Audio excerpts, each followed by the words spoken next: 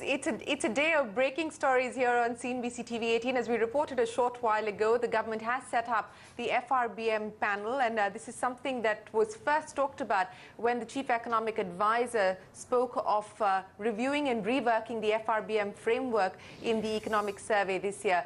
Joining us now exclusively is Arvind Subramanian. So appreciate you joining us here on CNBC-TV18. As I pointed out, it was really in your economic survey ahead of the budget that you talked about reviewing as well as possibly resetting the FRBM framework. What will the panel hope to achieve at the end of this exercise? You have until October 31st. The terms of reference have now been announced by the government. The finance minister explained the broad areas that this committee will look at in his budget. Can you explain to us now what the process will be and what the panel hopes to achieve at the end of this? Yeah, I think what we aim to achieve is expressed, clearly in the terms of reference that we'll review how the Act has worked over the last, many years. We'll see, if and whether it needs to be changed, and if so, in what direction. In the economic survey, as you said, we spelled out, all the, there's been a lot of international learning with, fiscal rules and so on. So, and also the Indian experience has changed. So the Indian situation has changed. So we need to really, it's really, updating the FRBM to become consistent with, the India of today and the India of the next 10, 15 years.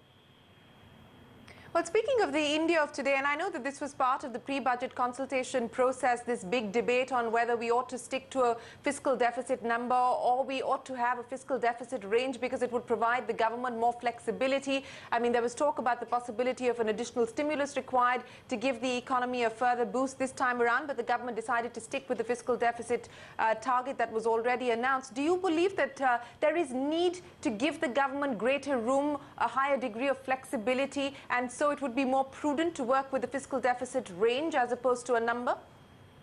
Shereen, if I were to answer that, there would be no need for the FRBM committee. So I think these are precisely the things that it's part of the discussion, sir, and it's part of the terms of reference. So I'm starting a healthy debate here. No, I think we're going to, have a discussion. We're going to consult widely.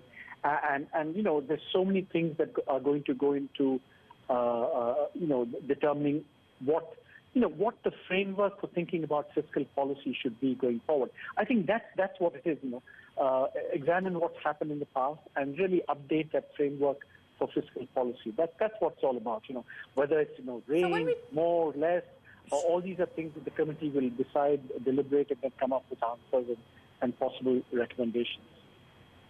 Yes, you have time to the 31st of October, but let me push you a little bit more, sir, on this business of the FRBM Act and reviewing the performance of the FRBM Act over the last 12 years and the need to update it, not just keeping in mind India's current economic scenario, but what's happening around the globe as well. If I were to ask you about the determining factors that you could perhaps look at and the need for updation, given what's happening in the global context, what would those factors be?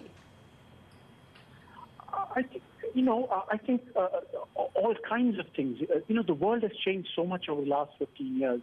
We were in the era of,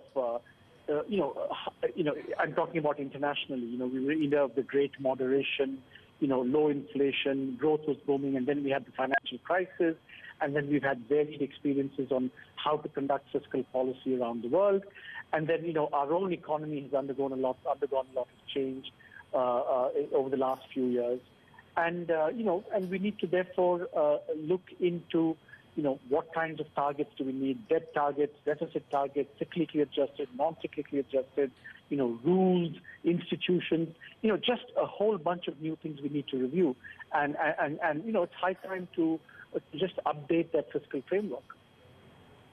Okay, let me also ask you, because we are, we've got that 2-year milestone for the government. Let me also ask you about the state of the economy. Shereen, this is called bait and switch.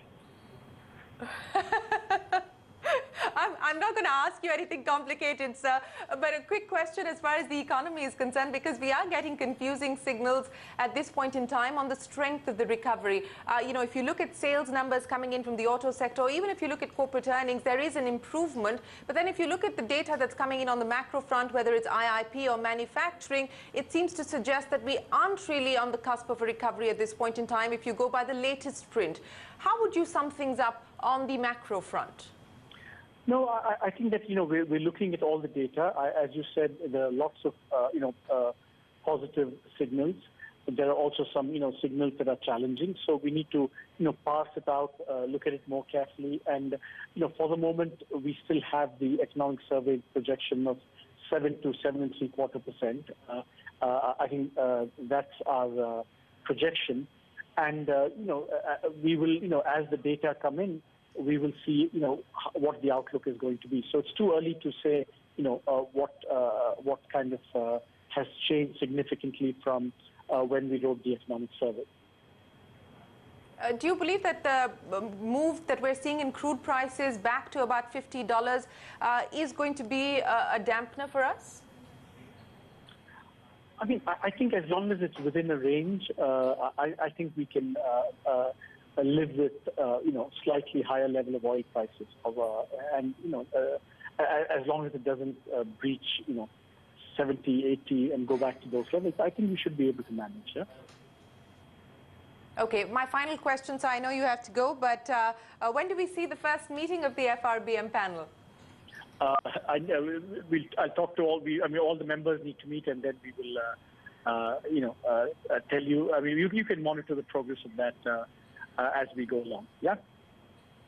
All right, so appreciate you joining us. That's Arvind Subramanian, Chief Economic Advisor. It was the economic survey that had talked about the need for a review of the FRBM framework, and that's exactly what the government committed to in the budget, and that FRBM panel has been constituted today. The terms of the reference, of course, have been put in place to examine what kind of updation will perhaps be required for the FRBM Act. N.K. Singh will be the chairperson of the FRBM panel, and Arvind Subramanian will be a part of the panel as well.